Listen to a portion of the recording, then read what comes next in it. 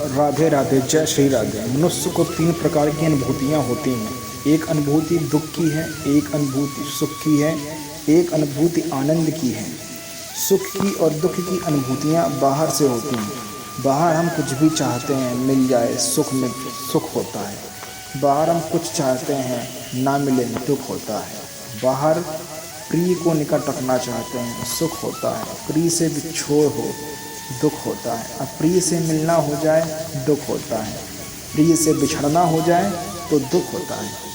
बाहर जो जगत है उसके संबंध में हमें 2 तरह की अनुभूतियाँ होती हैं, या तो दुख की या तो सुख की। आनंद की अनुभूति बाहर से नहीं होती। भूल करके आनंद को सुख ना समझना।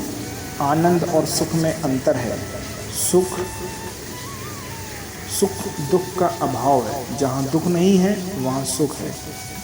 दुख सुख का अभाव है। जहाँ सुख नहीं है वहाँ दुख है। आनंद दुख और सुख दोनों का अभाव है। जहाँ दुख और सुख दोनों नहीं है, वैसे चित्त की परिपूर्ण शांत स्थिति आनंद की स्थिति है।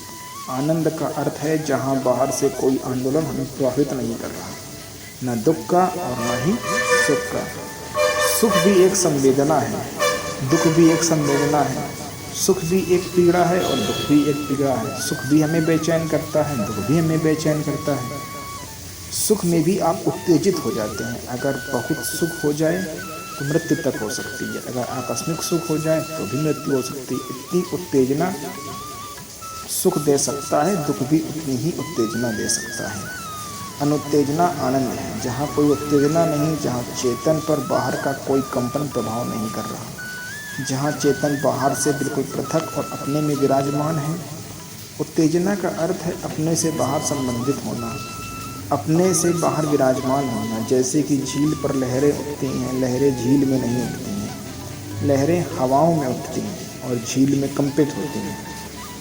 हवाओं के प्रभाव में, हवाओं के फर्क में झील पर लहरें उठती हैं। अगर झील अपने से बाहर किसी चीज़ से प्रभावित ना हो तो क्या हो? तो झील परिपूर्ण शांत होगी, उसमें कोई लहरें नहीं होंगी।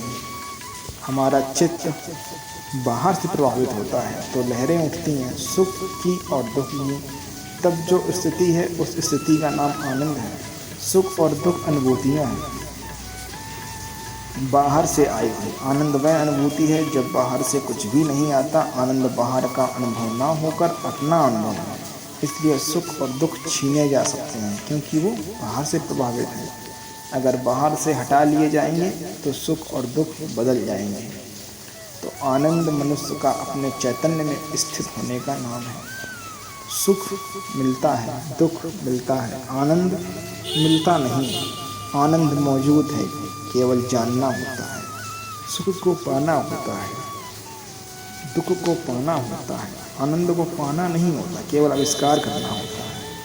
क्योंकि जो चीज़ पाई जाएगी वह खो सकती है, इसे स्मरण रखो। तो आनंद में संबंध में 2 स्थितियाँ हैं, आनंद के प्रति अज्ञान और आनंद के प्रति ज्ञान। आनंद की और निरानंद की स्थितियाँ नहीं हैं। यानी मनुष्य ऐसे स्थिति में नहीं होता कि एक आनंद की स्थिति है और एक निरानंद की। वह 2 स्थितियों में होता है, आनंद के प्रति ज्ञान की स्थिति, आनंद के प्रति अज्ञान की स्थिति। आनंद तो मौजूद है, फिर हमें क्यों नहीं इसका बोध हो रहा?